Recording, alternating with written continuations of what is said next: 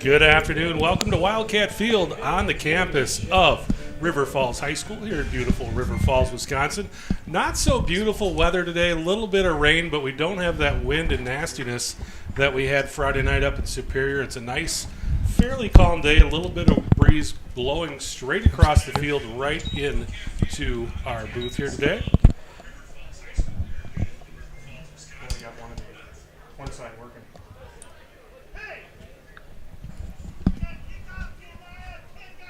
Check. Hello. Good afternoon. Check 1 2. Check 1 2. Are you getting both? Yeah, I got you guys. Huh? Check. Well, here I don't one ear. I still just got one ear. Yeah. Same We here. got one ear audio. Yeah, I got one ear. That's what we You got. do too? Yeah, well, That's okay. Wonder what that. we'll make it work. I wonder why We'll that make would it. be. We'll make it All work. right. All right. We'll just switch at halftime. Switch ears.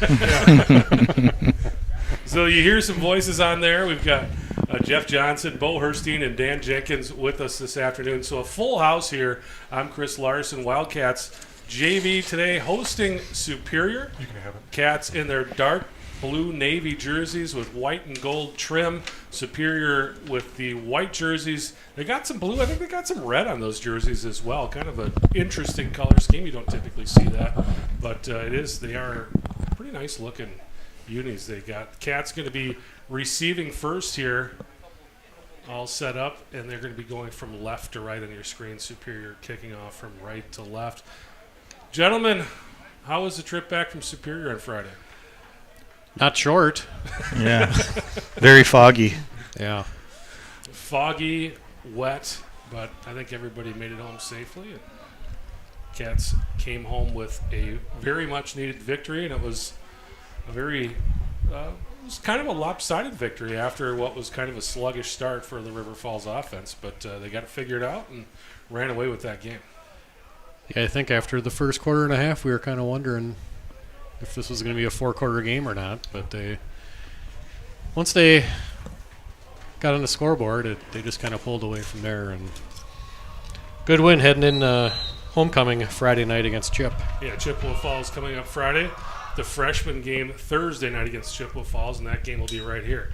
Kickoff fielded by number 80, Charlie Burke, at around the 20-yard line. Still dancing through traffic.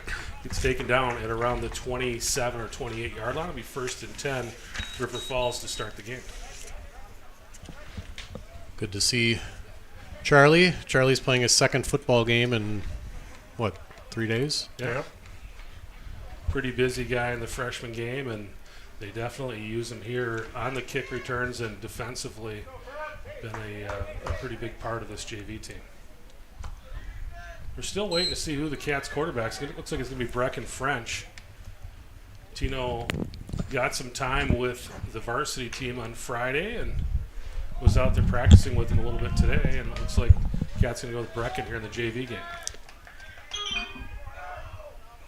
Brecken will start under center.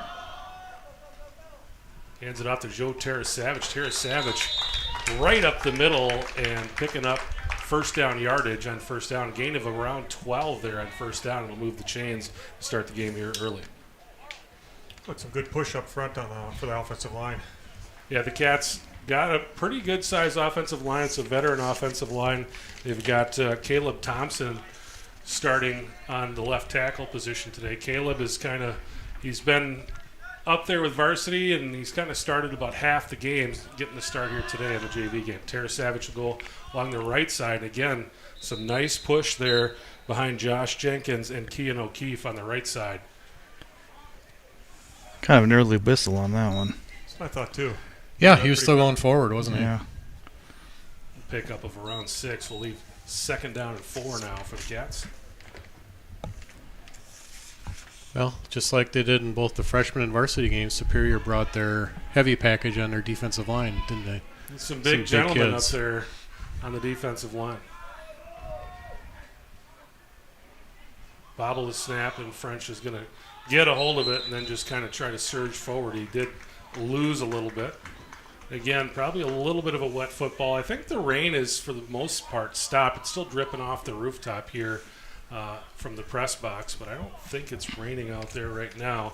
But wet turf, it's been raining pretty much all afternoon here for those of you joining from down the road. Rob Derry says it sounds like we're not on the. I think he's right. So we're coming off the computer with the audio. That's not good.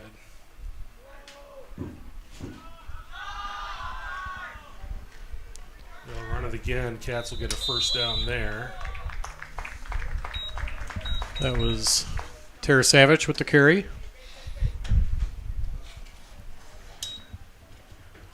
Do a little bit of technical work here for a moment.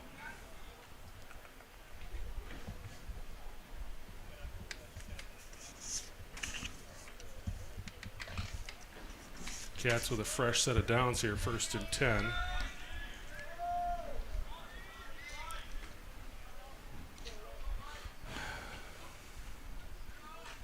They'll pitch it to Tara Savage. And this time Joe stopped short of the line of scrimmage. Going to be a loss of around 4. Kind of looked like that play might have been a mix-up. The quarterback double clutched before he pitched the ball to Tara Savage, so I'm wondering if maybe some miscommunication. That kind of looked like maybe it was supposed to go the other way, the quarterback thought. Not sure where I'm supposed to pitch this thing. But he got it out to him. The old double pump pitch.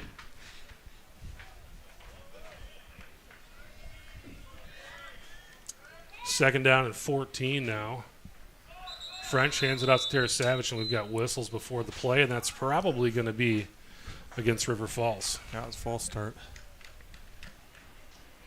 That'll back it up even further. Put us in a 2nd 18 situation. See this? Push the connection into the soundboard a little better. That should correct your one ear issue.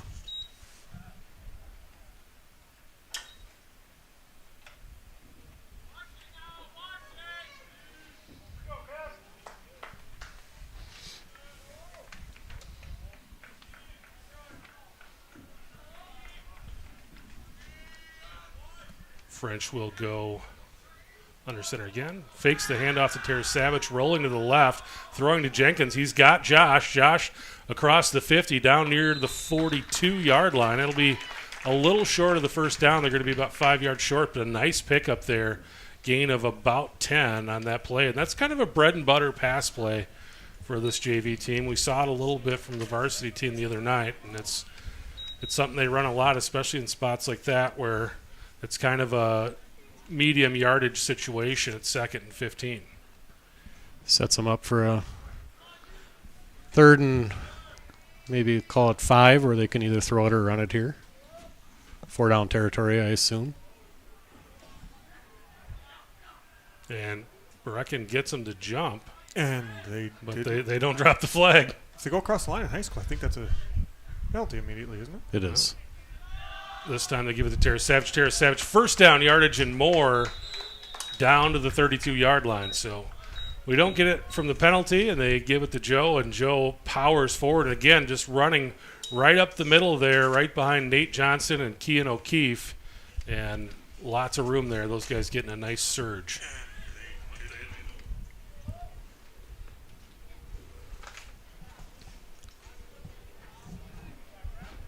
Brecken will come right back in with the play.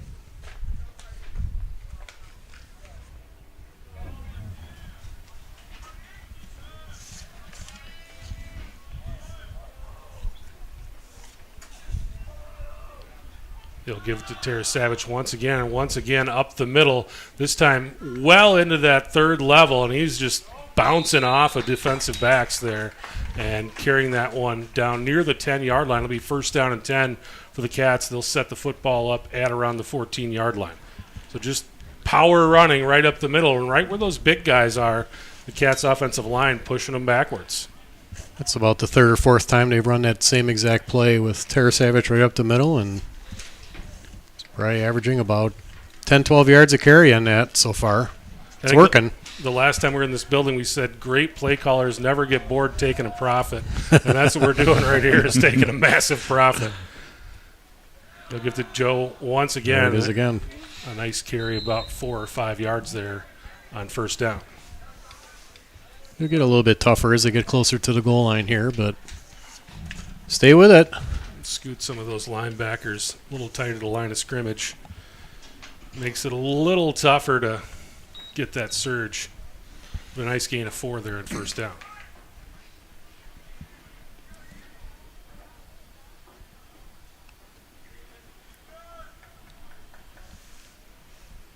This drive's eating up about 6 minutes so far. A pretty nice drive for the Wildcats. Just keep pounding the ball. Yeah, really efficient. Some great runs there mixed in with the pass to Josh Jenkins.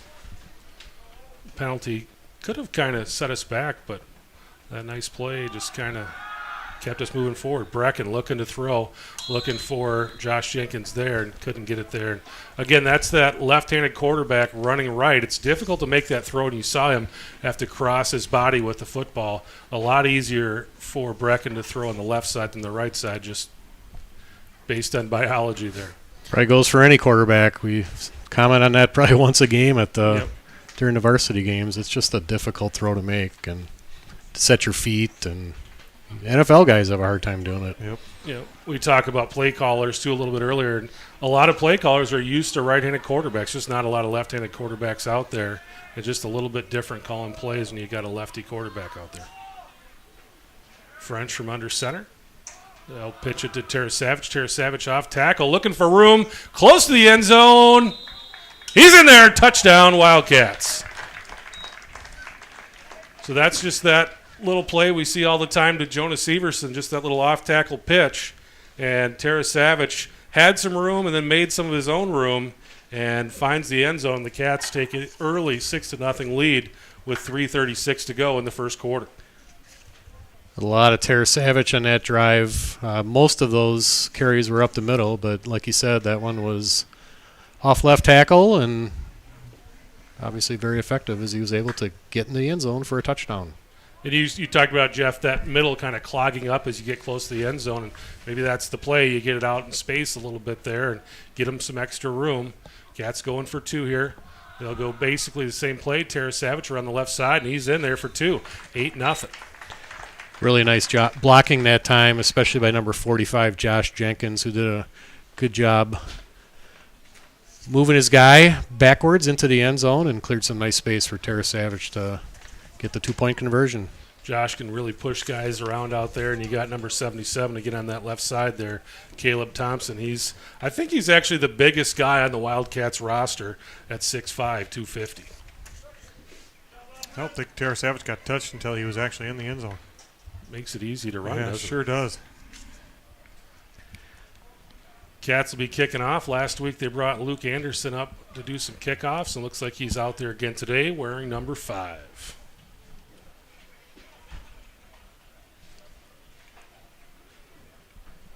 Luke has done an excellent job all season long at the freshman level. You know, Bull and I have talked several times about his 43-yard field goal that he made on a grass field in New Richmond a few weeks back, and he's a good kicker with a strong leg. Definitely has a bright future here with the Wildcats. Yeah, hard not to talk about that. We got Stone Paschal out there. Looks like Charlie Burke. I think John Klecker out there. Matt Tiffany. Going to go through some of these other guys. Bergen Bernard out there. Lucas Blair. Kick is away. It's a short wobbler fielded at the 33-yard line, and he's going to be piled up right there around the 36, 37-yard line. So not much of a kick, but not much of a return either. And Superior will start this drive. Looks like they'll mark the ball down at the 37. That kick was so short it almost looked like it was intentional, Bo. I don't know what you thought, but I mean, Bo and I have seen him kick it into the end zone multiple times on kickoffs so far this year. So might have slipped. Yeah, might have slipped. Might have just mishit it. Yeah, he's got a leg on him. Cats defense, their first opportunity of the day here. They'll hand it off, looking for that little jet action on the left side, and cut it back inside. Nice pickup before he is brought down by Charlie Burke. Number 30, I think, was it? Oh, 30, Bergen Bernard. Bergen. Bernard, yeah. And Bergen kind of chased that play down from behind. came in from the left side and then basically followed the running back through the hole to make the tackle. Second down and 2 for Superior.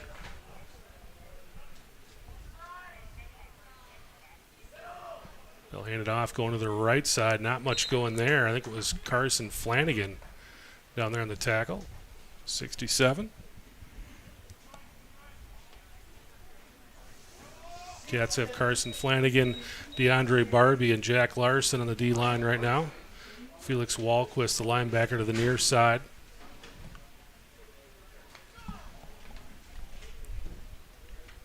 Bo Bjork, middle linebacker. Third down and about 1.5 yards. Superior from the shotgun. And didn't get much, but he's got enough.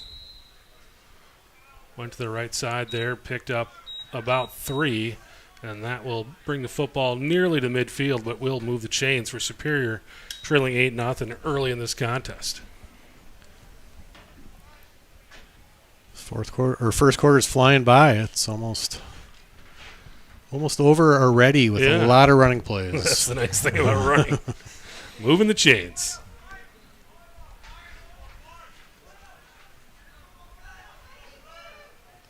Shorter guy.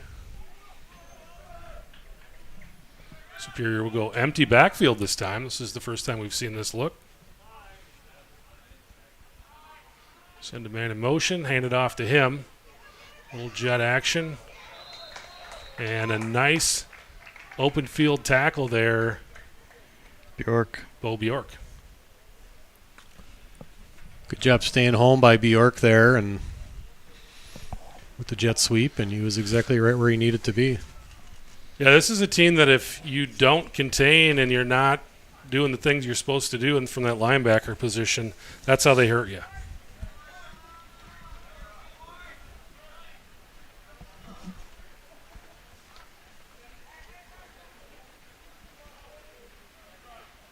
Austin Stelright in there as well.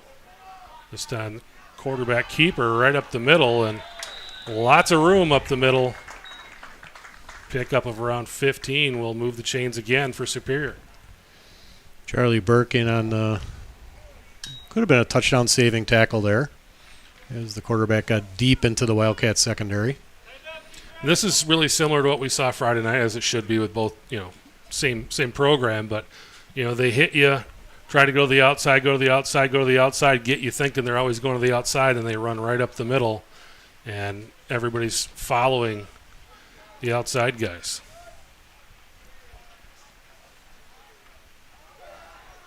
They'll take it around the right side this time. Lots of room, and finally pulled down there by number 15, Rico Alvarez. And if he doesn't make the tackle, it's probably a touchdown. Superior has some athletic quarterbacks. There's no doubt about that. They certainly did at the varsity level with both of those guys. Looks like they got one here at the JV level as well.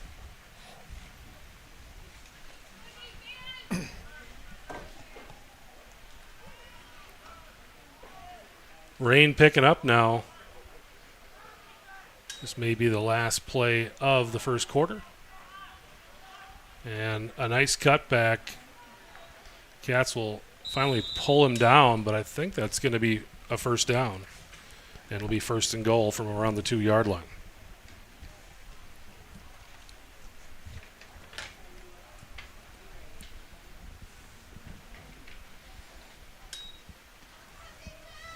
Nolan Wallace on the carry there for Superior, and they're just going to head over to the sidelines, let the clock run out. So at the end of 1, it's River Falls 8 and Superior 0. We're going to get a quick message from our sponsor.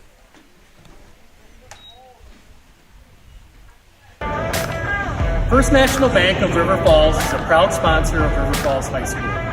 We've been sponsoring River Falls High School athletics for over 50 years. We're proud to support area students, student athletes, and educators within our schools. Together, we are building a better community, one child at a time.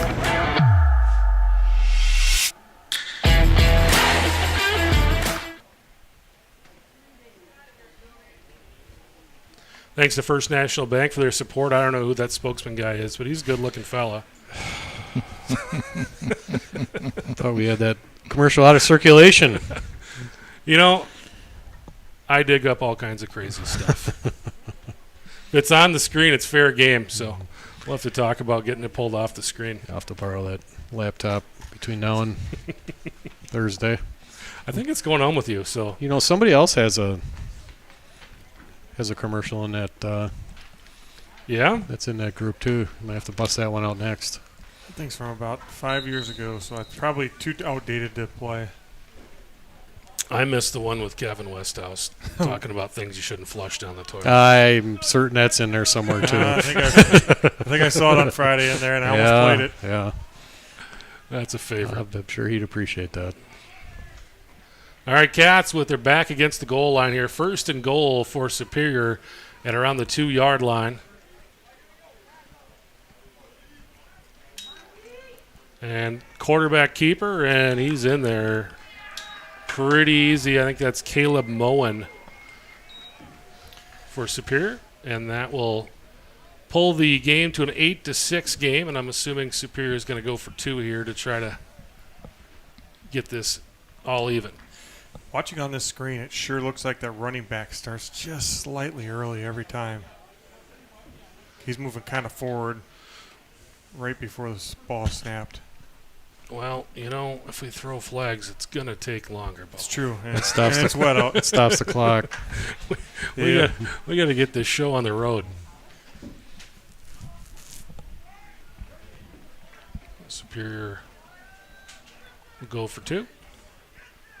Owen once again from the shotgun. And they're going to run the option and then throw it over to a wide open guy in the corner of the end zone and pass over the top of his head, looking for Beckett Selden there.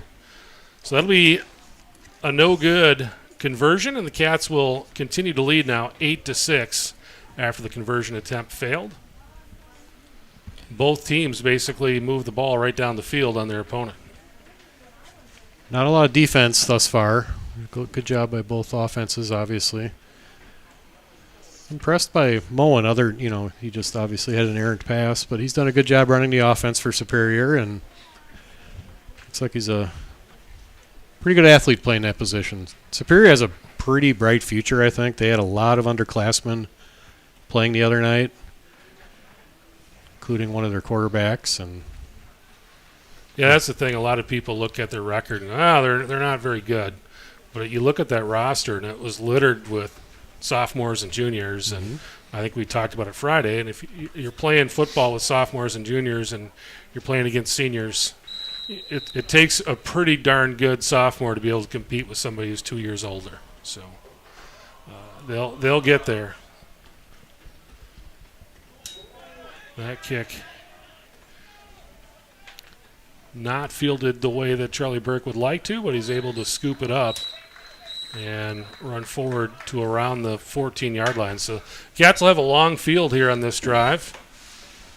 And the rain is picking up now. Yeah, it sure is. I thought it was going to stop during this game and be done for the night. At least for a while. the umbrellas are back out in the crowd here. Looks like a fair amount of people made the trip down from Superior. They must not have known there was a broadcast. Let's drive 3 hours and sit in the rain. All right, Cats first and 10 here from their own 15-yard line. Klecker under center. Not Klecker. Brecken French. And a great run here by Helmeniak. Helmeniak all the way out to the 38-yard line. And Max was making some pretty fancy moves there, working through traffic. A nice pickup for Max Helmeniak, the freshman. And that will move the chains and bring the football out to the 38-yard line. So a gain of about 23 yards there on first down, and gets the Cats out of a hole. Looked like he kind of got rolled up when he was getting tackled there. Kind of hurt like the leg. Looks like his left leg. I don't know if it's an ankle or... That's Tino Massa, quarterback as well. Massa comes in after French started the game.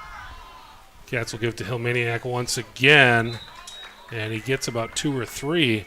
That's going to set up a 3rd and long, though. It'll be about a 3rd and 9 coming up for River Falls here. Joe Tarasavich will enter the game.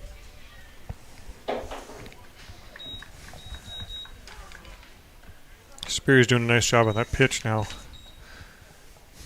Bottling that up.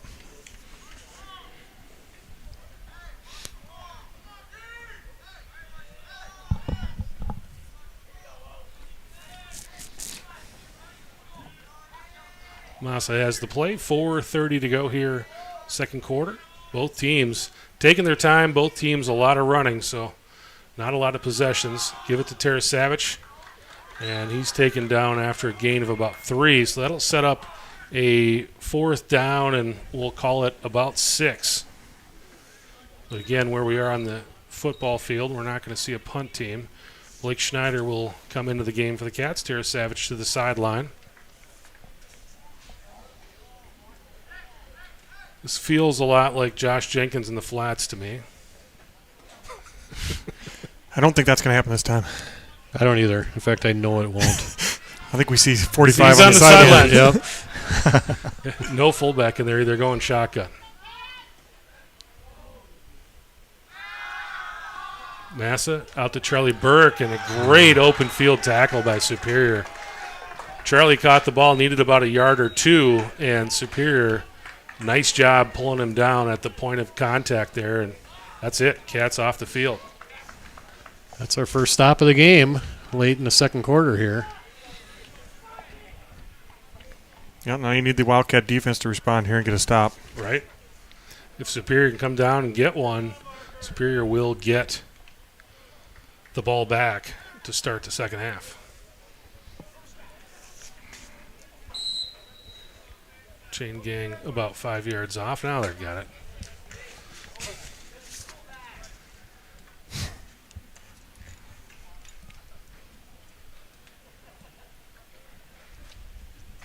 I think we got Mason Novak there on one of the sticks. Not sure who's on the other ones. All right, Superior back on offense. First down and 10. Caleb Moen sends a guy in motion. We'll hand it off to him, and he's pulled down by DeAndre Barbie after a gain of about 2 or 3. Another big defensive lineman that the Wildcats seem to have plenty of. Barbie 6 feet, 240, a junior.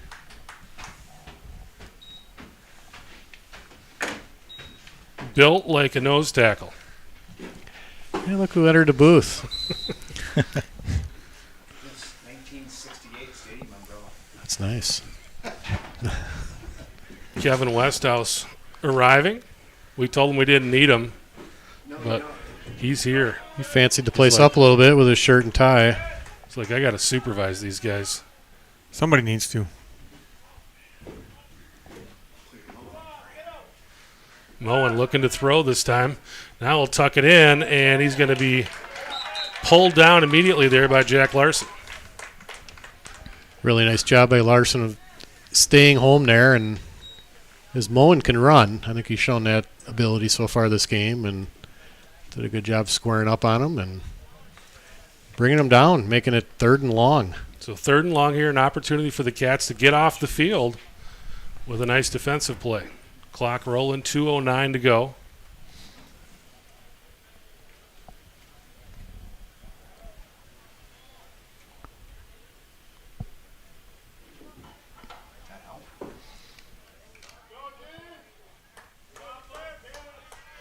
Superior once again rolling out of the shotgun. Moen rolling to his right. He's under pressure, gets the throw off, and a nice tackle, but I think he may get the first down there just based on where they mark it. He got his arms stretched out there, reaching for the marker. Now they're going to say he's a yard short. Short. 1 yard short. So 4th and 1, 1:27 left. Let's see what Superior does. It looks like they're going to run a play. Looks like they're going to go for it.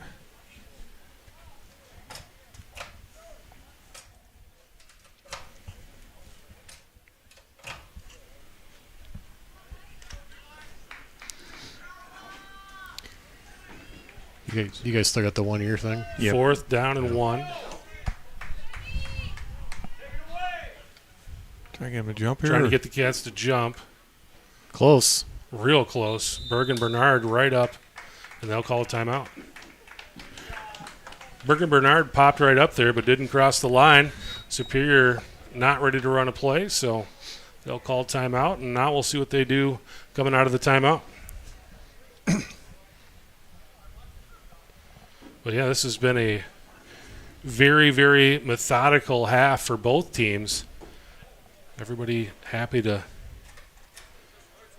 take their yardage here and there.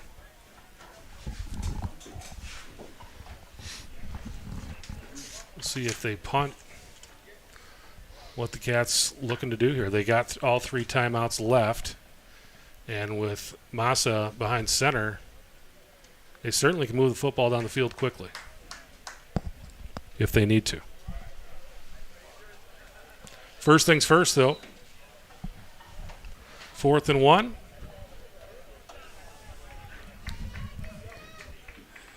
And Superior's got the offense on the field. Expect the quarterback to take this one. That's my prediction.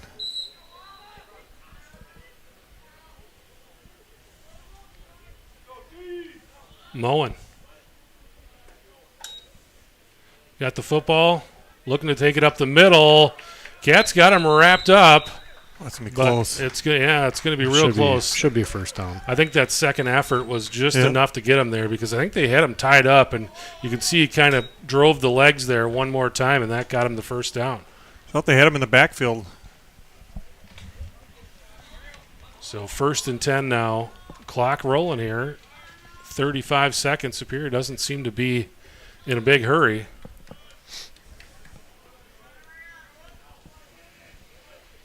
Cats with nobody deep in the defensive backfield.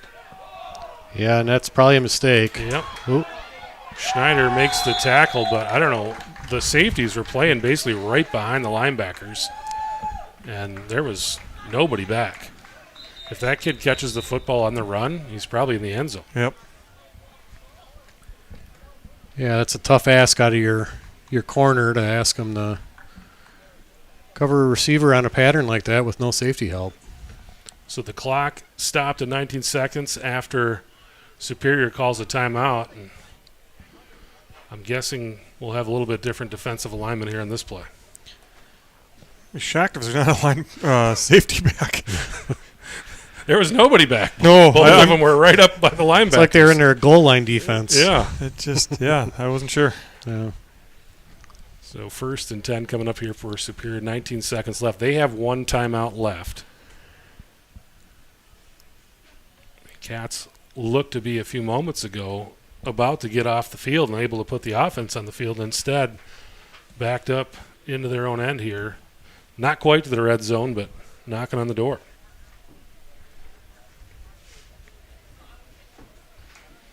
We got homecoming week coming up here this week. Chippewa Falls coming to town Friday night. Kind of homecoming everywhere this weekend. It's UW River Falls has their homecoming. Prescott has their homecoming. Must be the weekend for it. All right, Superior with 18 seconds to go here. Moen looking to throw. Got a guy open in the middle. He makes the catch. And he's pulled down at the 12-yard line. That'll move the chains, stop the clock momentarily as they move the chains. So 1st and 10 now at the 11-yard line for Superior. Moen looking to run. Jenkins has him wrapped up. He pulls him down. And now Superior will be forced to call their final timeout with 5 seconds left here in the half.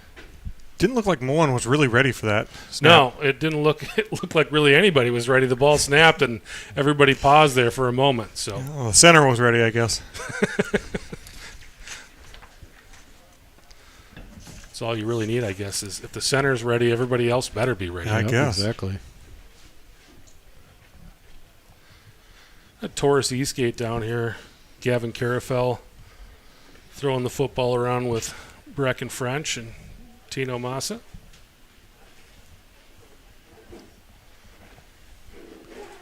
It's raining, but it's like not raining enough to ruin your fun if you're a teenager.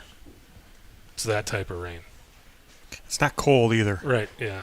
That helps a lot. It was pretty miserable Friday night with all the wind. It's calm today. The flag's draped basically straight down, so kind of comfortable and cool if you've been running around all summer in the heat.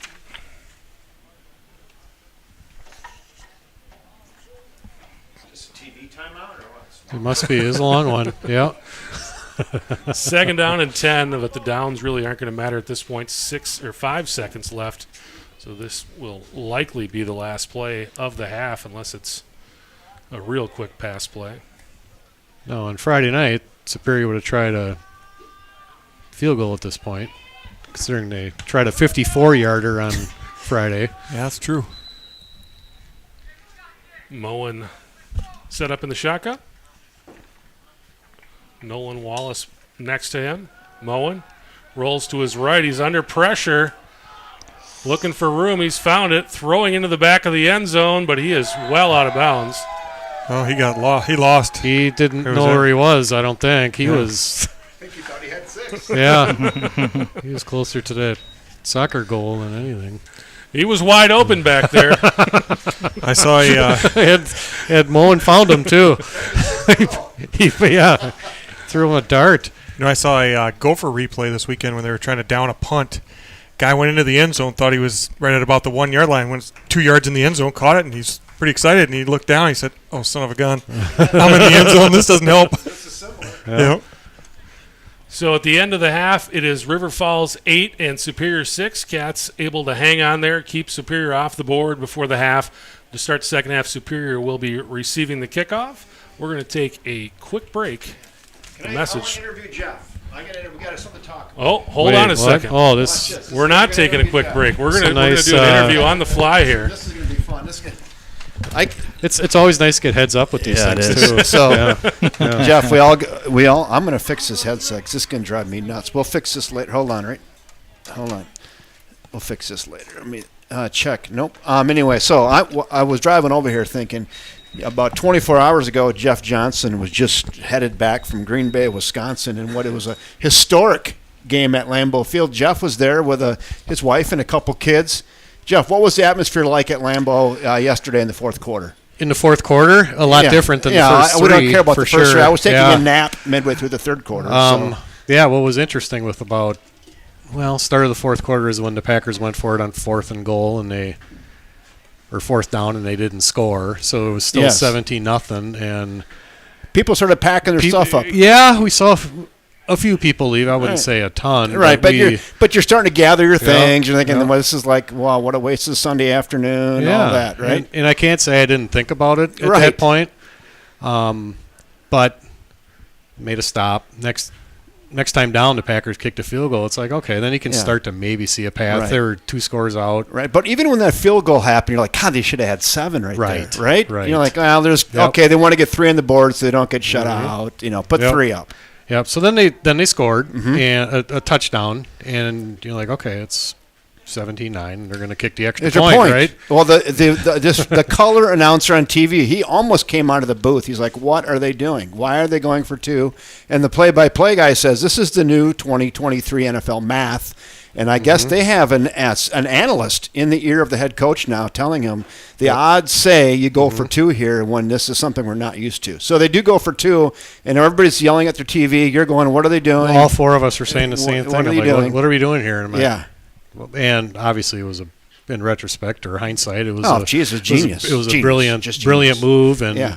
Love made a really nice play. Kind of, if I remember right, he was rolling to his left and kind of quick turned and found the receiver in the right side of the end zone and made a really nice pass and cut it to 6. And then you're thinking, okay. Hey, you're like, oh, geez, there's a chance. Well, and with the Saints had their backup quarterback in, and, Yeah. and they hadn't had a lot of success moving the ball up to that point. They got another 3 and out, and then here we go. And I'm sure everybody watching TV thought the same thing. Just the poise and composure of Jordan Love to me was that was good. phenomenal. So here was my takeaway related to that. So everybody's thinking that of all the issues the Packers have, Jordan Love is not one of them. He is a leader. He's poised. He's really good. He's he's really good. I think he can make all the throws now. He'd like a few back. I'm sure there were some that weren't really on point or accurate, but.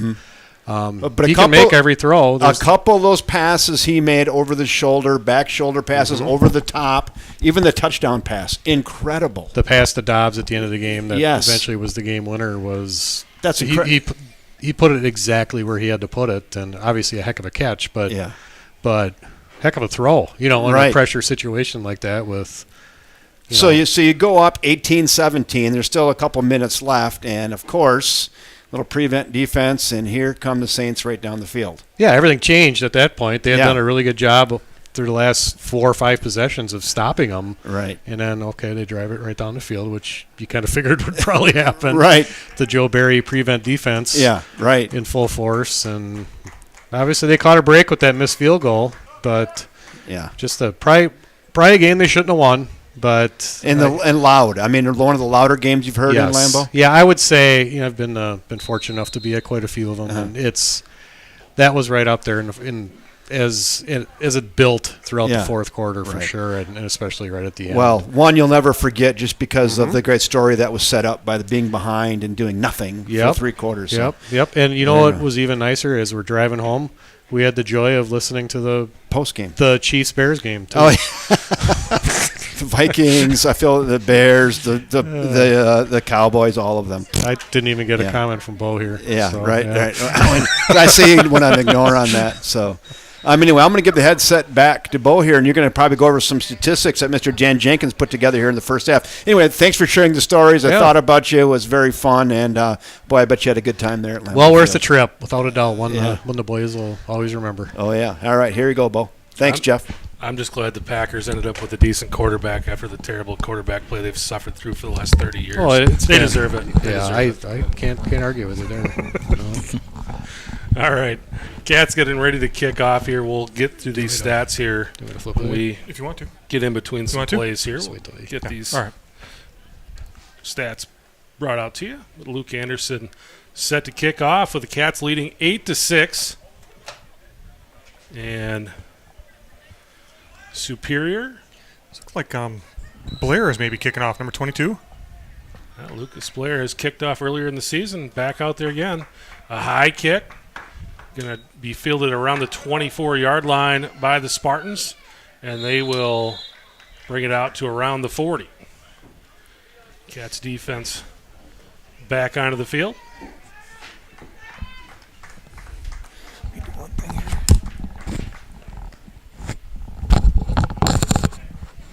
Look at some first half stats here for you. Joe Tarasavage, 82 yards on the ground and 11 carries, touchdown and the extra point. Maxell Miniak, 26 yards, 3 carries. And Blake Schneider, 10 yards and 2 carries. Moen. Yeah, right over there. It's good. Fumble. And ball loose, and the Cats have it. Bo Bjork.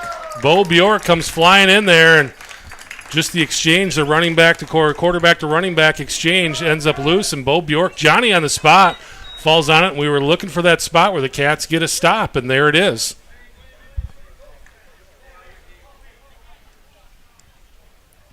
With the turnover there.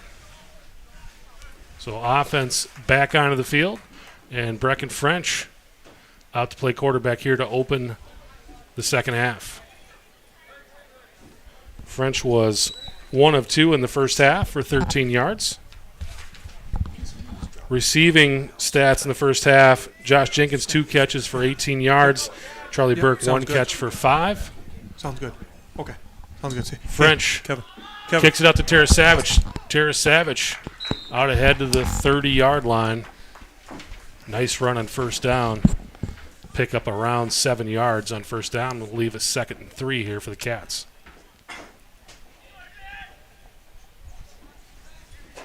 French was 1 of 2 for 13. Tino was 2 of 3 for 10 yards. Cats had 132 total yards of offense, 7 first downs, 1 penalty for 5 yards. We'll get to the defensive stats here in just a moment. French to Tarasavage once again. Joe sliding through some would-be tacklers, and he's got first down yardage down to the 25-yard line. So Cats offense picking up where they left off. Certainly where they started the game, right? Right. Running with efficiency. Tara Savage comes out. Hilminiak is in now for the Cats. Oh, you're good.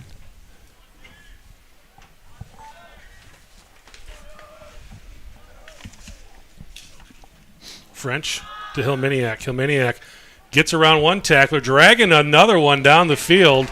Going to be a pickup of around 7 or 8 there on first down. Nice run. Right side off tackle, Max Hilminiak. Defensive stats, Berger Bernard, 2 tackles. Blake Schneider, 1. Josh Jenkins, 1. Rico Alvarez, 3. Bill Bjork with 1. Jack Larson, sack. Charlie Burke, 1 tackle. Carson Flanagan with a tackle. Austin Stelright with a tackle. DeAndre Barbie with a tackle. Joe Tarasavich with a tackle. 125 total yards, 12 first downs for Superior in the first half, but just 6 points. To Hilminiak. Hilminiak bouncing around another tackler and out across the first down marker down to the 11-yard line. That'll move the chains once again and set them up in that nice golden spot where you've got a first down at around the 1-yard line.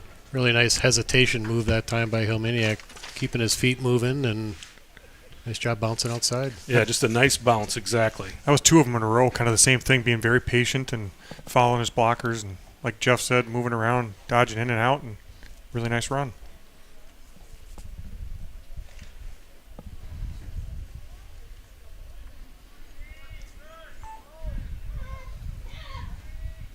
French will go back under center. Jenkins and Tarasavich behind him. Give it to Joe. And this time Joe is going to be wrapped up and pulled down. Maybe a loss of a yard there. Wasn't there that time. Ran to the near side of the field. Not a lot of room, and Superior made use of the small amount of space.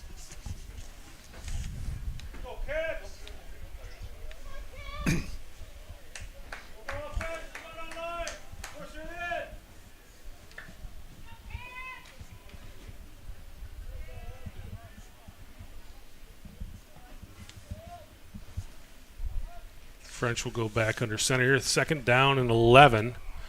We'll go to Tarasavich up the middle this time. And again, just not much there.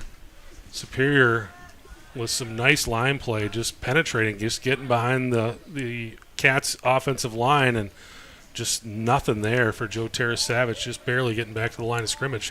3rd and 11 coming up. Might be one of those rollouts to Brecken strong side, rolling left, kind of more of the wide side of the field here. Yep, Charlie Burke just checked in, so keep an eye on him. He's going to line up to the near side. You got Felix Wahlquist and Bo Bjork to the far side. 3rd and 11. And timeout. River Falls calls timeout. Trying to get him to jump again. Done that a couple of times. It worked the first time, I think, but I don't think they called it. And the second time, third time, it hasn't worked. Yeah. Superior doing a nice job, staying disciplined. Really hasn't been a lot of penalties in this game, just the one on River Falls for the false start in the first quarter, and that's been about it. So both teams playing a pretty clean game. Midway through the third quarter already, though. Fast moving. Both teams, and we kind of talked about a little bit before the game, probably not going to be a lot of passing today, and there hasn't been. Both teams just trying to move it along here on the ground with the wet football out there. Kind of looks like the rain has maybe stopped, though. Yeah. I'm trying to look in the puddles, and I'm not seeing a lot of sprinkles coming down. I think the rain has subsided. Nice little breeze out there. Feeling it blowing in here a little bit, but not any sort of steady wind. French kicks it out to Tarasavich on the left side. Joe looking for real estate, and he's going to get pulled down and around the 9-yard line. And that's a run that we've run all day and picked up some big-time yardage, especially when there's been room out there. But Superior just stretched that out and got their guys out there and able to take down Joe Tarasavich after a gain of about a yard. So 4th down and 10 now coming up or 4th and 9 coming up for River Falls at the 10-yard line. Looked like maybe a linebacker kind of snuck from behind. It looked like there was a lot of blockers in front. I think if Tara Savage could have gotten past that one linebacker, he might have scored.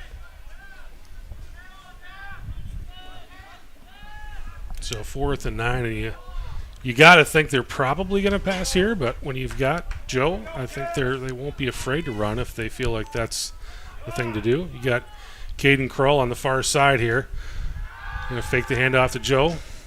French taking a look around. He's going to throw it into the back of the end zone looking for Caden Kroll, but overthrows him, and the Cats will have a turnover on downs here. Good stance by the Spartans there, stopping the Wildcats from scoring. We got away with a little bit of a face mask on that one. We did or they did? They did. Oh, did they? So Superior will start this drive on their own 10-yard line. Cats, both teams score on their first drives, and since then both teams have had 2 defensive stops. The one from River Falls was probably due to time more than anything, and then the turnover. Superior with the turnover on downs there. Superior looking to get something going here at the run game, but the Cats bottle them up right away. Nothing doing there on first down.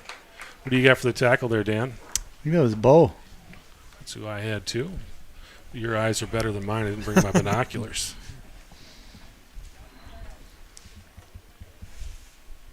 Lights just turned on.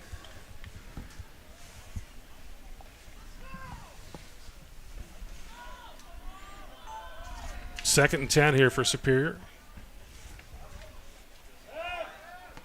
Looking to throw. Now they'll tuck it in and run.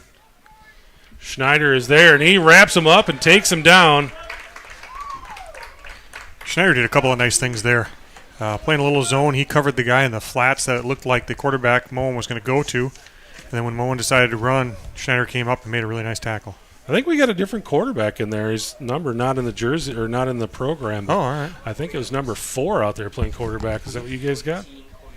Cody Adams. Cody Adams Number out there playing Corey? quarterback. Corey Adams. Corey Adams. Corey Adams. Okay. So Corey Adams just checks in at quarterback here in the second half. A little bit smaller guy, but certainly has some speed and slipperiness. Number 14, so he is in the roster. I saw the 4, didn't see the 1.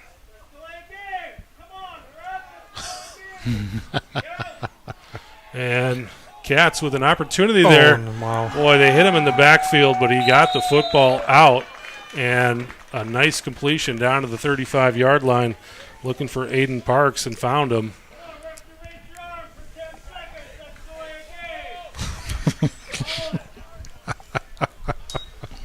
Is that your dad out there?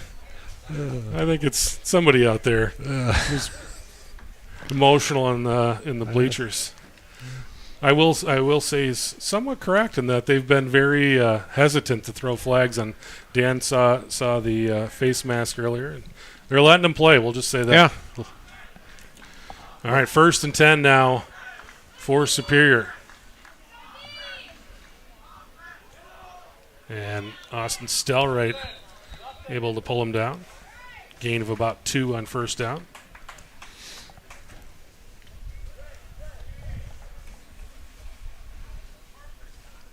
Cats moving some guys in and out here. Number 62, Nathan Johnston, checks in. Kean O'Keefe steps off the field. Carson Flanagan also just came into the game as well. 67.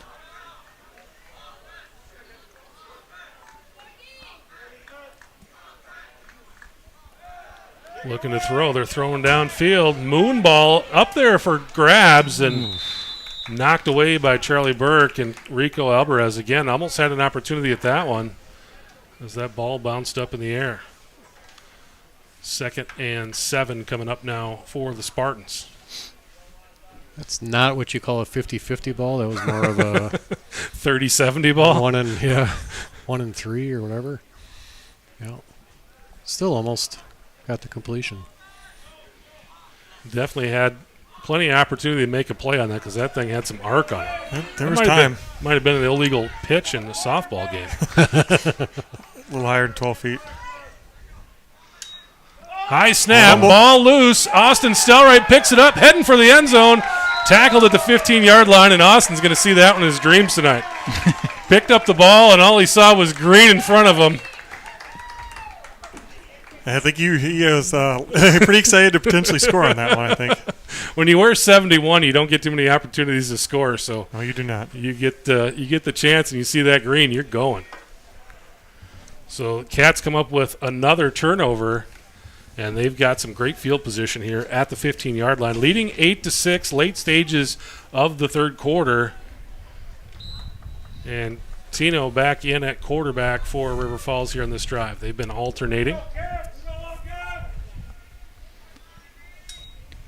They'll hand it off to Terrace Savage. Terrace Savage slips by one tackler, still on his feet, still moving his legs down to around the 6-yard line before he's pulled down.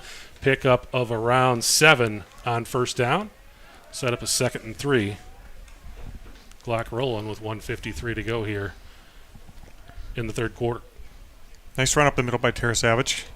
Had some room to the right, saw an opening to the left, jump cut, and made a nice play to get up about 2 or 3 more yards on that. That puts Terrace Savage over 100 yards on the game. 17 carries. 17 carries, over 100. That's efficiency. They'll give to Joe once again. This time pulled down immediately, and it's going to be a loss of probably maybe a yard there. So much for his 100. Yeah. Might be under now.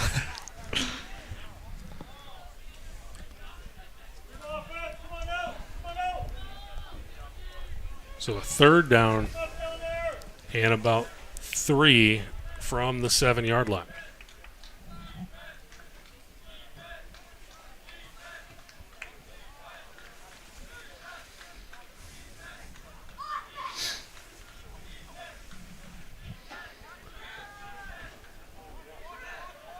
Massa will go from the shotgun this time with Terrace Savage to his left. And Cats are going to have to call a timeout.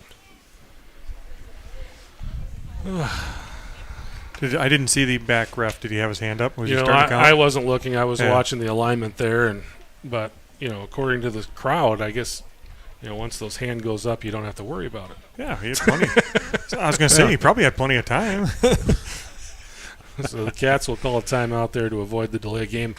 It looked like they weren't really sure on the formation there. They were moving some guys around there, and then finally just had to call a timeout and having it third down and 4 from the 9-yard line.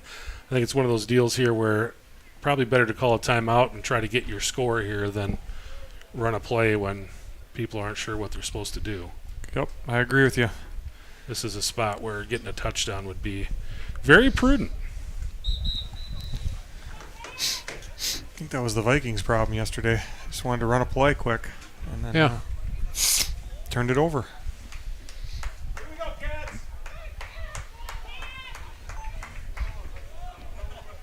If the Cats can get a score here and a conversion, they can make it a 2-possession game. And they put the ball on the turf. Massa picks it up, throws it into the back of the end zone, stretches, catches, touchdown, Charlie Burke. A broken play. Masters picks it up, thought he was going to run, and throws one up to Burke. He goes up and catches it. Burke doesn't look like a big, tall guy there at all on the field, but somehow jumps over everyone to pull that football down. And the Cats get a 14-6 lead here, looking for 2. Well, watching him on the basketball court, I do know that he can jump. He can leap, right? Yep, he sure can. Well, and in freshman games, he does look like a big guy. Yeah. In those games, so he'll grow, or continue to grow, I should say. Massa will go under center. Cats going for 2. Fake it to Terrace Savage. Got a wide open Charlie Burke, and that will make it 16-6. Everybody was looking for Terrace Savage up the middle, and they just let Burke sneak out into the flats, and nobody was there. I think that was that Zach Faulkner? That's Faulkner, though. Sorry, 28, Zach Faulkner. Yeah. I got to bring my binoculars. I think I had a better angle over here on the right. So Zach Faulkner sneaking out of the backfield, and again, everybody went with Tara Savage, and Zach was wide open out there. And Zach's been battling an injury, so nice to see him back out on the field and making some plays. I thought I saw him running around. I think he was out on the field here running around with the varsity guys a little bit earlier before we started warming up, maybe just coming out and testing things out, because I don't think Zach has played for a couple weeks. Yep. Yeah, he said he got the all clear from the doctor last Friday. Good. Super good kid. Had him on our youth team a couple years. Yeah.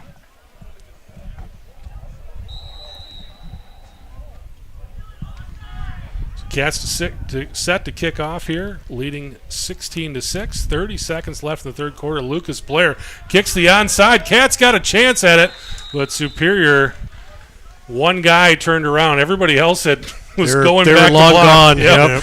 One guy turned around. And Just happened to be the guy you kicked it at. Yep. So a nice little.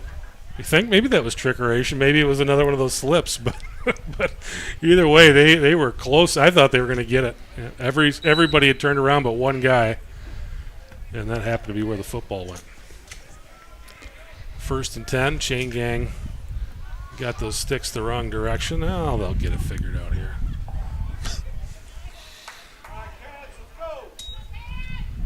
Superior on the keeper. Going to be a gain of a couple on first down.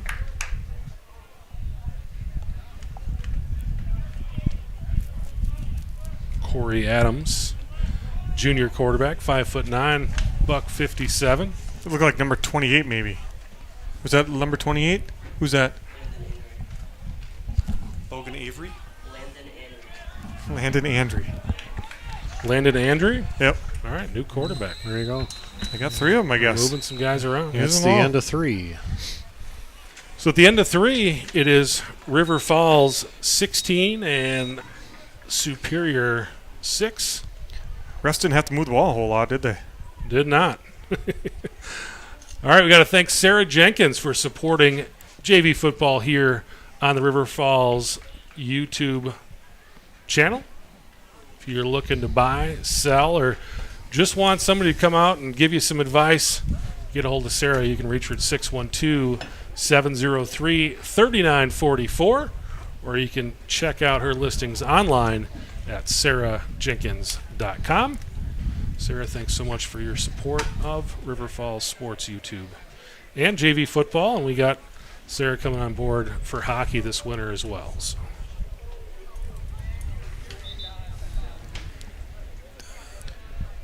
Guess that's right around the corner, isn't it, Chris? Yeah, we've got, I think they actually put the ice in this week. So we've got ice in the rink right now, and we got tryouts coming up first week of November.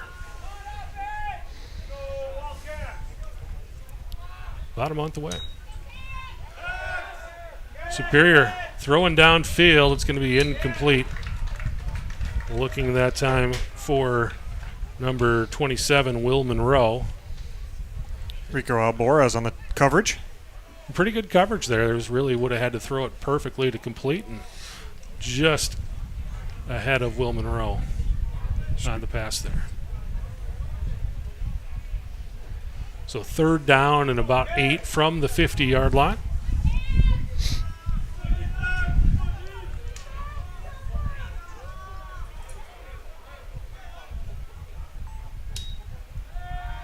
Looking downfield, throwing downfield, got a man, but a lot of air underneath that football, and knocked out of there right on time by Blake Schneider. I think Schneider got the hand in there. That was a catch. He was there, he had it, and Schneider got the hand in there right at the last second to knock that away. Looks like the rain's picking up again. Rain picking up. We got a 4th down coming up here, and Cats bringing a couple of fresh D linemen in here for 4th down. Looks like some of the high school girls are getting ready for the annual Powder Puff game. It's going to be a wet one. That sounds like fun. I don't think I'm going to stick around and watch that. No. 4th and 8 here for Superior. Cats looking to get off the field again.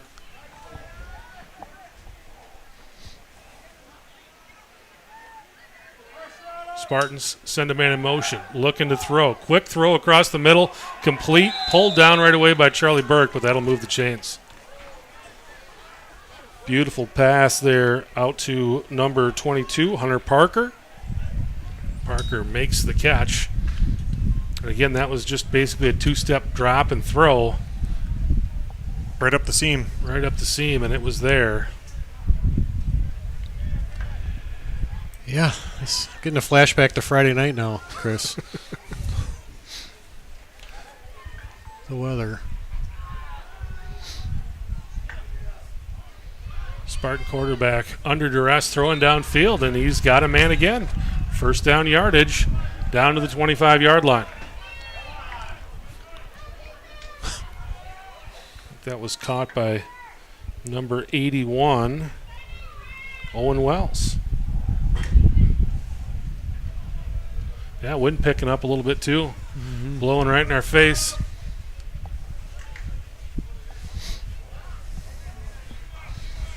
Don't have the Gitchy Gummy out there 2 miles from us, though, so not quite that sting in the air. But oh, ball gets snapped right as the receiver coming across in motion, and the ball collided with him, and quarterback not able to handle that one, and that will back Superior up quite a ways. It'll be a loss of around 15 yards. Bring the football all the way back to the 38-yard line. Loss of 18.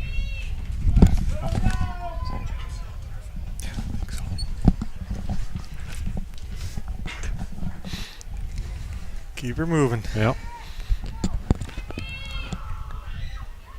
So, second down and very long here. They got to get to the 15. Almost happened again. Quarterback gets the ball out in the flats, and Cats miss a couple of tackle opportunities, and he's into the end zone. Wow. That play went from calamity to a tragedy to awesome stuff for Superior all in about 5 seconds. Yeah, I didn't think that was going anywhere. I thought that receiver probably made a pretty good acrobatic catch there.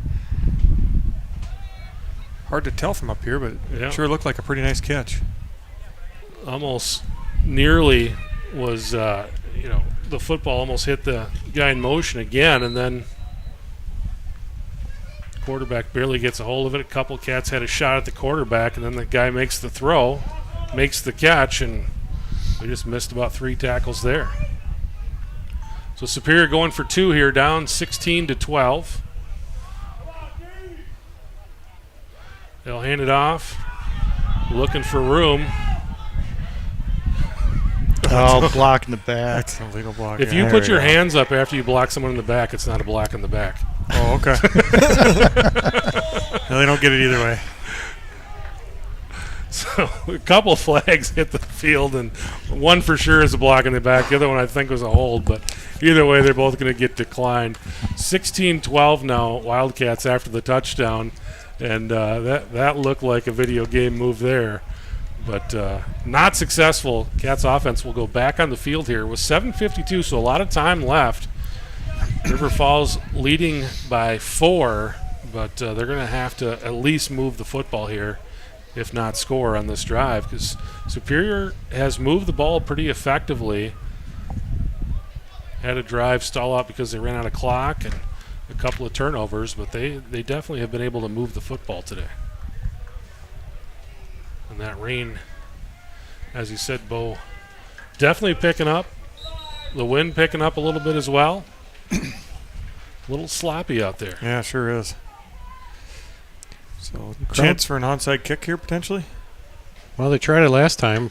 Yep. Maybe. Or that was River Falls that tried it last time, wasn't it? Yep. Just got to be aware of it. Cats scooting a few guys up.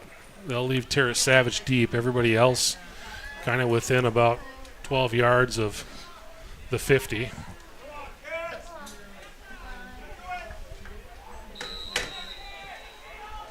We got some dark skies out there.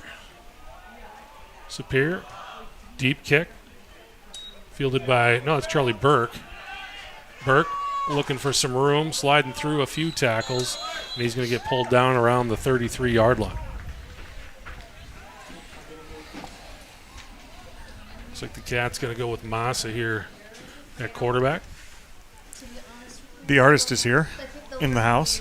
The artist, boy, this is like What is this? everybody's showing up for cameos today. I think he's just trying to get out of the rain, frankly. The artist. He's not dumb. The Godfather. God, who are We you? got you guys up here for the first JV Who were you broadcast missing? of the year, Yeah. too. Chris Larson up here with Jeff Johnson, Bo Herstein, and Dan Jenkins. Kevin Westhouse stopped by. Now we got Rob Derry up here. Massa under center. Give is to Terra Savage. Terra Savage working his way through traffic and shedding tacklers. Gain of around 8 on first down. And that will set up a 2nd and 2. So nice first down run there. They'll give him 7. 2nd and 3 here coming up. Clock rolling. 7:28 to go. Fourth quarter. River Falls clinging to a 16-12 lead.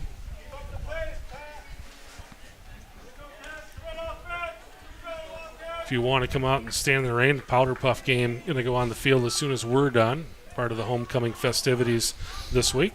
Are we broadcasting that? I'm not. Maybe that must be why Rob's here. Yeah, I think Derry's Yeah. here to do that, right? Yeah. Yep. And Westy will be back. And Westy. Yeah, he'll be back. Perfect. Terra Savage still down on the field. He's going to be just short of the first down, but looks to be shaken up here.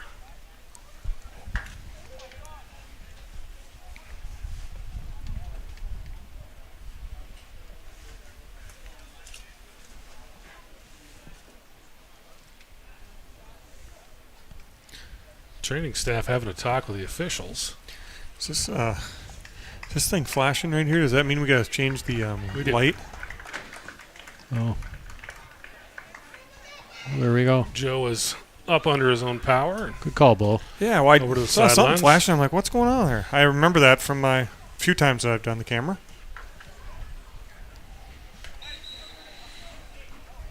time for a little light filter change as you look over to the east. It's looking pretty nasty over there. Yeah, And that's coming this way. The Weather Channel app just said rain continuing through 9 p.m., which is a change from when it was about 3 hours ago. So Joe gets enough to get the first down. 1st and 10. Helminiak now in the backfield. They'll give it to Max. Max looking for a hole, not much there. Gets about 2 on first down. Brings up 2nd and 8. Clock continues to roll now. 6:40 to go. Fourth quarter. Freshman game with Jeff and Bo on Thursday evening. Right here. Right here. I think I'll be back. I'll probably come over and hang out with you Nice. guys.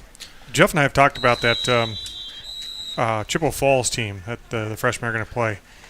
7th and 8th grade, boy, they had 2 teams, and they were both very good. So I'm kind of curious to see how everything is going to come together for them and how the Wildcats will be able to handle that. Chris, I'll tell you, that was the scene of the worst junior high school sporting event I've ever been to in my life. Not going to lie. Well, you tell me if I'm exaggerating Not at all. about this story, but our boys were playing I think against they- Chippewa Falls, and I believe we were, they don't have a scoreboard at the middle school, so you never know exactly what the score is, but Are we I think they just called the game. heading Oh, did in they? for Lightning? 30-minute delay? oh. 30-minute delay. Well, we got time for a story then. So, well, I was hoping not to have that much time. I believe it was 79-0, Bo. Does that sound about? Yeah, I think it was. Yikes. Combined. Yeah, and we had Wow. nothing. Yep. Yep. Yeah, the two Chippewa Falls teams really beat up on River Falls that day. Holy cow. They definitely run a style of offense that is difficult to duplicate. And if you're, a lot of times we put a scout team offense out on the field for the defense to work against, and they are difficult to duplicate for any scout team. They do a lot of movement behind the line of scrimmage, and there's a lot of fake handoffs, and you don't know who has the football. Back in my former days of filming high school football from the field level, you typically film the game with the offense coming towards you, but when you were filming Chippewa Falls, you had to film them from behind the offense so you knew who had the football, or you'd be following the wrong guy out of the backfield almost every time. Exactly. And it's very difficult to know from behind the defensive lineman who has the football, and that's pretty tough to defend. So it really takes a lot of discipline on the part of the defenders. And that's the other thing. They'll run, and get all the linebackers trying to figure out where everything's going, get you thinking run, and then they'll throw one over the top. And they don't throw the ball very often, but when they do throw it, it's usually really effective because people are they're keyed in on the run so tightly, and they do such a good job of disguising what they're going to do offensively that they can get those big plays through the passing game when everybody's keyed in on their run. So they're not fun to play against. No. Nope. No, and they were big, strong, they were big, athletic, fast. Fast kids. They had fast kids. They had big kids. They had strong kids. I mean, it was just they were good. Yeah. It'll be interesting Thursday. And that's another one where you got a head coach that's been there since the dawn of time too. And Chuck Reykjavik has been there. He was there 25 years ago when I was covering them, and I think he's been coaching for 30 years. So he's a guy that knows what he's doing. And again, this year they don't have a varsity team that's going to contend for the conference championship, but they're always a team that when you see them on the schedule, it's not going to be a fun game. Nope. And they're young at the varsity level this year for sure, playing a lot of sophomores and juniors. They're kind of starting over after their strong team that they had last year that they actually beat River Falls and in that crazy ending in Chip. So yeah, it won't be easy Friday night. See what happens. I think other than Stevens Point, no one has played Hudson tougher than Chippewa Falls. That's correct. Yep.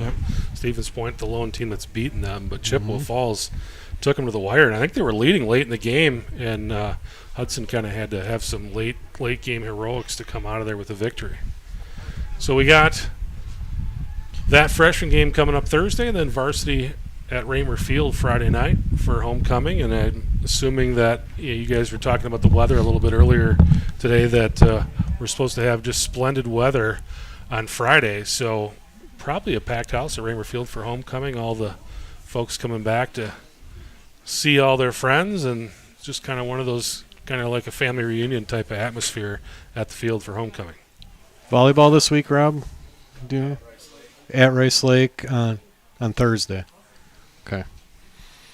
So volleyball at Rice Lake on Thursday as well. So a busy week here on the River Falls Sports YouTube channel. It's pretty much busy every week. It sure is. A great crew here putting stuff together and putting games out there for you. Hope everybody's enjoying that.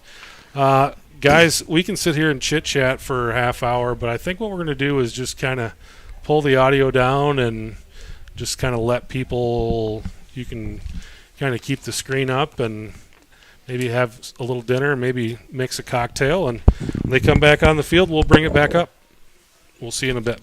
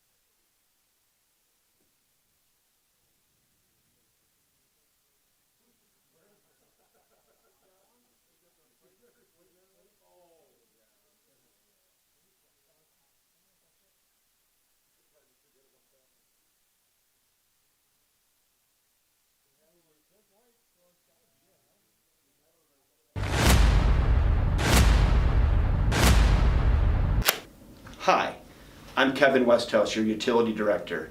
I'm here today to talk to you about WNTF. What not to flush. Because wipes clog pipes. Many of these items say flushable right on the container. Don't let that confuse you. So-called flushable products like these, in this container, in this cute container, in this beautiful 3-pack, you start flushing these down your toilet, you will get what is called a worldwide phenomenon, a fatberg. Fatbergs clog pipes. Other things you shouldn't be flushing down your toilet: fruit peelings, bleach, feminine products, oil or any oily substances, pills, partner products, cotton balls, and of course, Goldie the goldfish. All this talk about toilets and sewers has suddenly given me a bit of a nervous tummy.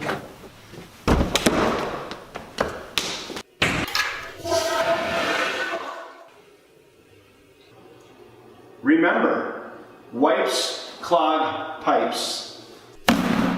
Toilet paper only, please.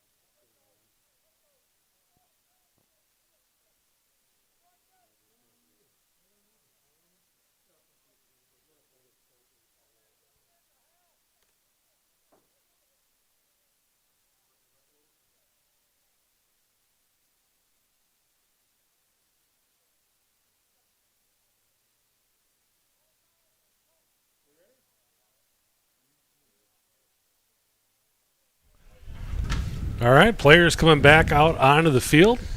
Get a second warm-up. We'll see how long they give them, but everybody back out of the high school. Both teams went all the way into the high school to take shelter. The referees stood in the shed, but everybody back out, stretching back out, and getting ready to rock here. Fun weekend of football. You and Kevin talked about the Packer game on Sunday, but how about 70 points by the Miami Dolphins? Holy cow. That was some output we haven't seen. I think it was 66, they said, was the last time someone scored that many points. That's hard to do in an NFL game. Yeah. Oh. And then they kneeled on it. They could have gone for the record. They kneeled on it in the red zone there at the end of the game. That would have, I think they should have went for it. Just feel terrible for a guy like Sean Payton, who's done so much good for the coaching community. He's just a good guy. Yeah. He's an all-around good guy. Well, Yeah. there just aren't many people that I hear like him. Yeah, and his Russell Wilson's kind of sort of lost his luster as being super well liked too over the last few years. Sure has. Mr. Unlimited. I think it was his alter ego for a while. Mm-hmm. Well, I think Russ has got about 50 million reasons a year not to worry about what we think. And I don't think he cares. Sean Payton's got 18 million reasons. Yep. So, but, yeah, just a team that, I kind of thought maybe they'd, they're probably not going to be not going to beat Kansas City, but I really thought they would be a strong playoff contender and got some things straightened out. And, boy, I don't think so. couldn't have looked uglier defensively all season long. It's a rebuilding project, I think, especially given how much money the quarterback's making, and he's probably not, at this point, their long-term answer. Yeah, I don't know where you go with that when you got a guy signed for 5 years at $50 million a year and you don't even want him to be on your team anymore. Yeah. That's a tough spot to be in. Good news is ownership's got plenty of cash to take care of that. But salary cap cripples you. It sure does. In football, it does. In baseball, you could just kind of ignore it and Just pay the. just find somebody else. And Spread it out over 25 years. yeah, I think Bobby Bonilla is still getting paid by the Mets. he is. Yep, Yep. every July 7th? July, yeah, Something like that, isn't it? yeah, early July. I know it is. Bobby gets a big check. Yeah.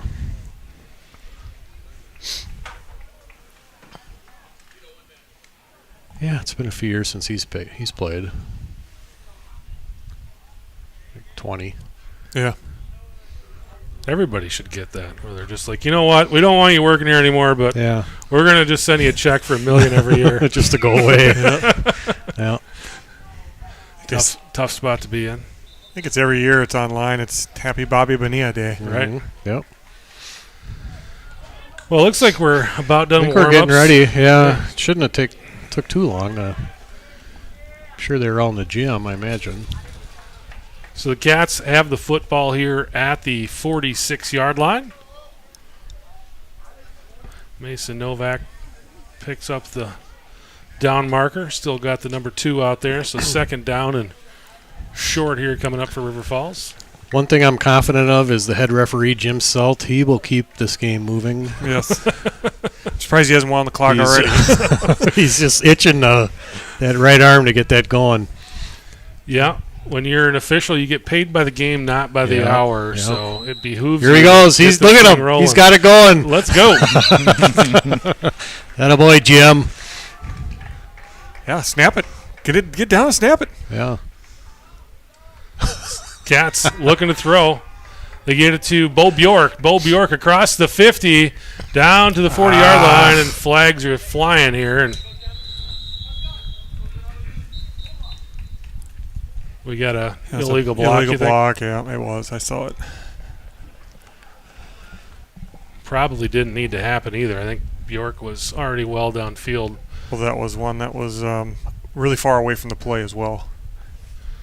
So that's going to take a first down and turn it into something that's not a first down. We'll see where they spot the football. Looks like they're going to mark it off from around the 40, so it won't be a total disaster. Still going to be a gain of yardage. They're going to mark the football at the 50, but it'll be a replay second down. So they still get basically 3 or 4 yards out of it. So not a total disaster, but we would have loved to have had the football inside the 40 of the first down.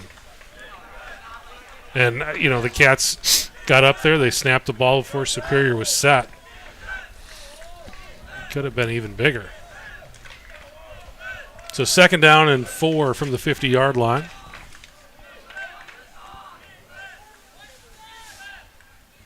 Massa to Tara Savage. And Joe is taken down after a gain of 1. And he had to work for that one. 3rd and 3 now coming up for River Falls from the 48.5-yard line. So we didn't have the 30-minute break. What do you say that was? Maybe 20? Was it 30? It was 30-minute break. It was exactly Exactly 30. It just flew right by, guys. It did. Hanging out with you, all of you artists in the booth. Kick it to Hillmaniak. Hillmaniak through the line, still working, down across the 40-yard line. 1st and 10 after about a 10-yard pickup there by Max Hillmaniak. Got a rainbow sighting out there. Yeah. Not sure I'm talented enough See to if we get can that have for the. The artist's apprentice get a shot of that there. Between He's definitely an apprentice. Jeff Johnson running the camera. Gives to Hillmaniak once again. And Max is going to be taken down at around the 35-yard line. Jeff Johnson, Chris Larson, Bo Herstein, Dan Jenkins here with you. Rob Deary, the artist, supervising right now. There it is. There it is.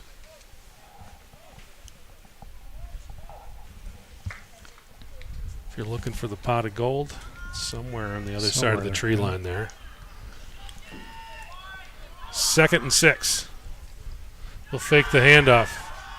Massa looking for Bjork, and Bjork can't pull it in. 3rd down coming up here. 3:52 to go. River Falls holding on to a 16-12 lead. You got to figure where the football is. They're going to have 2 cracks at this. 2 downs to pick up around 6.5 yards. Nice to get that first down here and keep that clock rolling. Yeah, I don't want to give the football back to Superior either. They've been able to move the football despite only 12 points on the board. They've moved the ball well here in this game. Massa to Tara Savage. Tara Savage ahead, and he's going to be really close to first down yardage. Referee says first down. Giving it to him. Yep. Turned around, took a look at the sticks. Good enough, he says. Joseph ran hard on that one. Yeah, that's the second one I'm not too sure about. That was what we call a business decision. Paid by the game, baby. 3:30 to go now. Tara Savage and Jenkins in the backfield.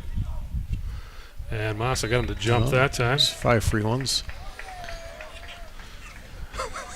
Looked pretty hesitant. He didn't even throw the flag. He just kind of threw it up in the air and caught it. They were really hesitant to throw the flag there, too. Is he winding? The clock's not winding yet. It Get will be him. quick. I'm gonna get There him it goes. on film. There There it it is, goes. right there. Yeah. Good job, Jim. All right, 1st and 5 now after the penalty.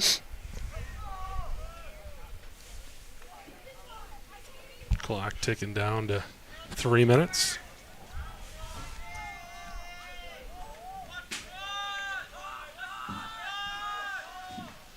Massa to Tara Savage. Tara Savage around the right side, picking up steam, running through tacklers, and he's got first down yardage down just inside the 10-yard line. Looks like they'll mark it actually just on the outside edge of the 10-yard line. Put the football down at the 11. 1st and 10. Wildcats deep now in Superior territory.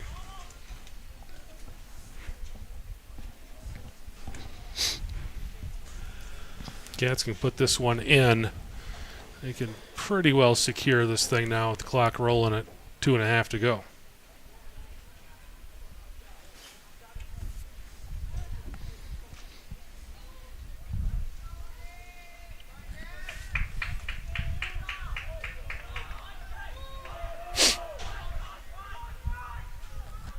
Massa taking his time.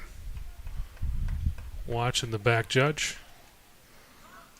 Hand off to Tara Savage. Tara Savage right up the middle and just close. shy of the end zone. Should be first down yardage. Timeout Superior.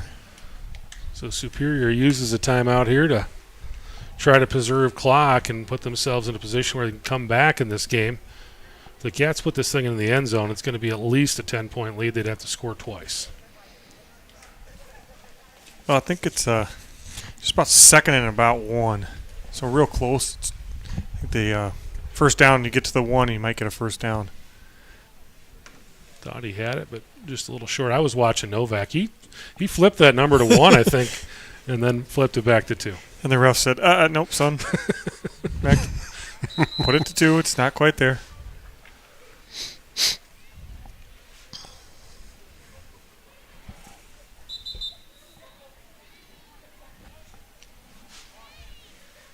Offense comes back onto the field here.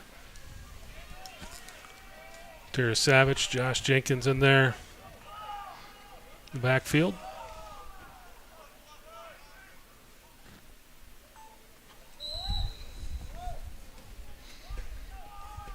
Massa. To Tara Savage. He's in. No signal, touchdown. Tara Savage snakes his way into the end zone. Had to go through a couple of tacklers, but able to fall in there, and the 6 goes up on the board. 22-12 now. River Falls with 1:50 here left in the fourth quarter. Very impressive drive there. Cats just moving the football down the field methodically. To give credit to Griffin Klecker, Kean O'Keefe, Austin Stelright, Nathan Johnston, and Caleb Thompson, the offensive line, paving the way for these Wildcat runners today.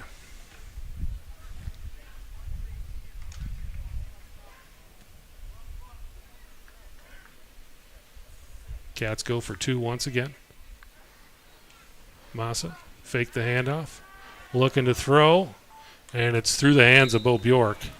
Incomplete. Cats still mission accomplished there. Take some more time off the clock, get the football into the end zone, extend that lead back out to a 2-possession game, 22-12 with 1:50 to go. Cats kickoff team ready to rock.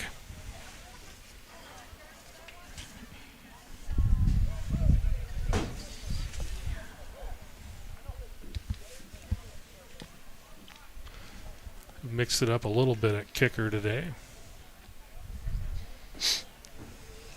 Lucas Blair last one to kick off, and that was the onside kick that was nearly successful.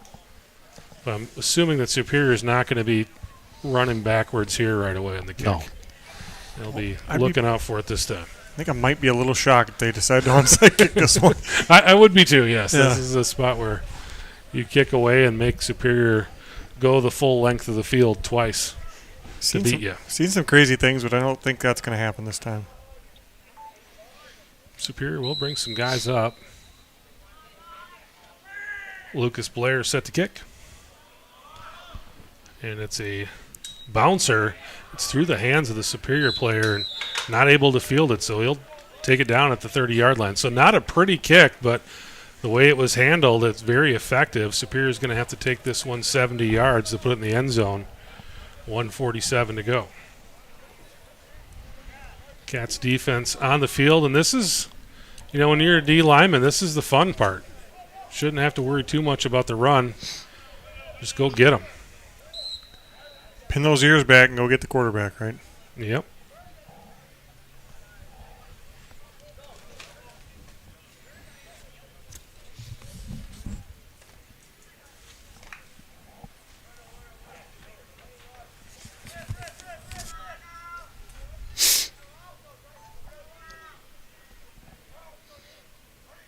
Spartans start from the shotgun. They've been there all night long. Quarterback's going to tuck it in and look to run, then pull up to throw, and he completes the pass down to the 45-yard line. We've seen that a few times today where he tucks it in, looks like he's going to run, and just kind of waits for the coverage to leave their man and then throw it over the top. That one to number 81, Owen Wells. 5'10", 157-pound sophomore. Clock ticking, though, 1:25.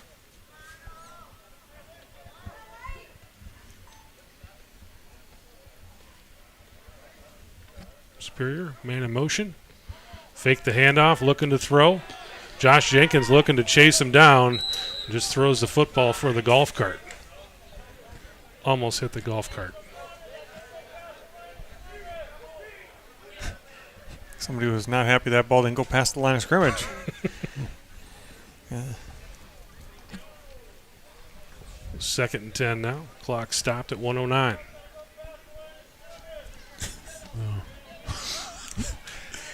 Yeah, refs all over the place. It's the same one, I think, from before.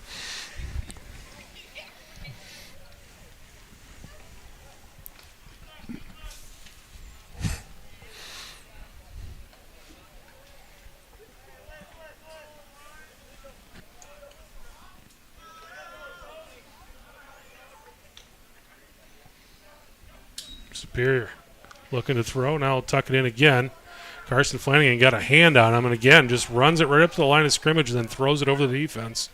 And it's a pickup of around 12 yards, which will move the chains once again. 1st and 10 now for Superior down to the River Falls 42-yard line. Kind of tucks it in, looks like he's going to take off running, and then gets to the line of scrimmage and pulls up and throws. Tick, tick, tick. Clock under 50 seconds to go now.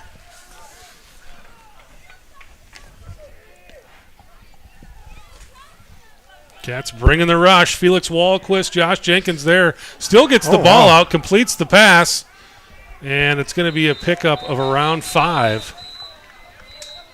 Slippery. Nice improvisation right there. Connor Welch with the catch. Superior will call timeout. 2nd and 5 coming up. Josh and Felix kind of both had a hold of his legs, but the arms were free, and he was able to get it to his running back, Connor Welch. 5'6", 185. He's a load.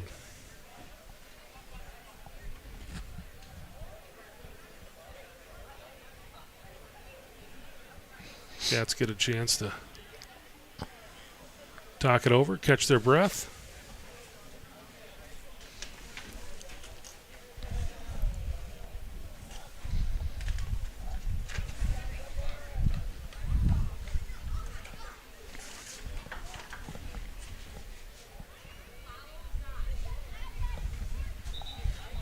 Still a lot of umbrellas down here along the fence line, but the bleachers have pretty well cleared out.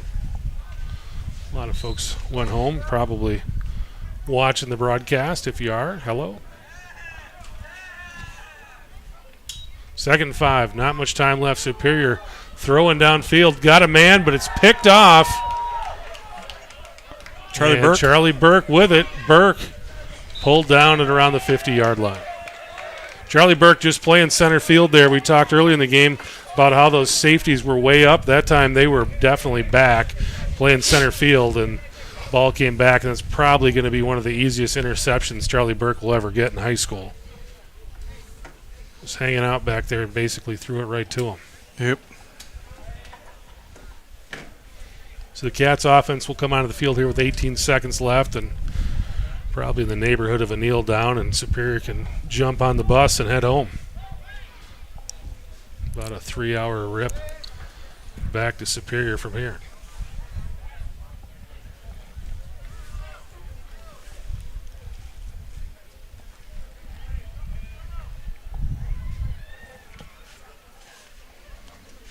Victory formation here for River Falls. Might be a few too many guys in the backfield. That's 5 guys in the backfield right now, I think. I don't think they're going to call. He's not going to call nothing. Nope. Yeah, they've been He was winding the play before it started. Keeping the hankies in the pockets today. Yeah. Raining and everybody wants to go home. So not exactly a masterpiece victory for River Falls today, but they did what they needed to do to win, got some stops when they needed them, got the turnovers when they needed them, and able to finish off drives when they needed to. So, again, not a masterpiece, but the Cats get the job done, come out of here with a 22-12 win over Superior. Good to see them put another good one together. Let's look at the defensive stats here real quick, courtesy of Dan Jenkins. We got Bergen Bernard, 3 tackles. Blake Schneider, a knockdown, 2 tackles and a sack. Josh Jenkins with a tackle. Matt Tiffany tackle. Jonathan Klecker, sorry, with 2 tackles. Rico Alvarez, 3 tackles. Bo Bjork, 2 tackles, a fumble recovery. Jack Larson with a sack. Charlie Burke, interception, 2 tackles. Austin Stelright, fumble recovery and 2 tackles. DeAndre Barbie with a tackle. Joe Tarasavage with a tackle. Cats give up 192 yards and 16 first downs, with just 12 points tonight to come out on the victorious side. Dan Jenkins still tabulating those offensive stats, but we'll have those for you in just a moment. Next week, freshman broadcast will be on the road in Chippewa Falls. They do have a nice press box, though. We'll be playing at Delray Field, so we'll get you kind of the normal broadcast there. We got one more of those on-field broadcasts coming up. That'll be the last game of the season at Eau Claire North. Here's your offensive stats. Joe Tarasavage, 144 yards rushing, 2 touchdowns, 1 extra point for 2. He had 25 carries. Max Elmeniak, 8 carries, 53 yards. Blake Schneider, 2 carries, 10 yards. Josh Jenkins, 2 catches, 18 yards. Charlie Burke, 2 catches for 13 yards and a touchdown. Bo Bjork, 1 catch for 10. Zach Faulkner, 1 catch for the point-after conversion. Brecken French, 1 for 3 today for 13 yards. Tino Massa, 5 for 8 for 38. Cats, 240 total yards, 13 first downs, 1 defensive penalty for Superior, 1 offensive penalty for the Cats. That's all of them. Thanks to Dan Jenkins for the stats. Thanks, everybody, for hanging out with us during the rain delay. Thanks to Jeff Johnson, Bo Herstein, and Dan Jenkins, and Kevin Westhouse and Rob Derry for hanging out, too. We had an awesome crew up here. It was like cameo after cameo. Fun night of football. Cats come out on top. Thanks for watching, and we're going to talk to you guys next week.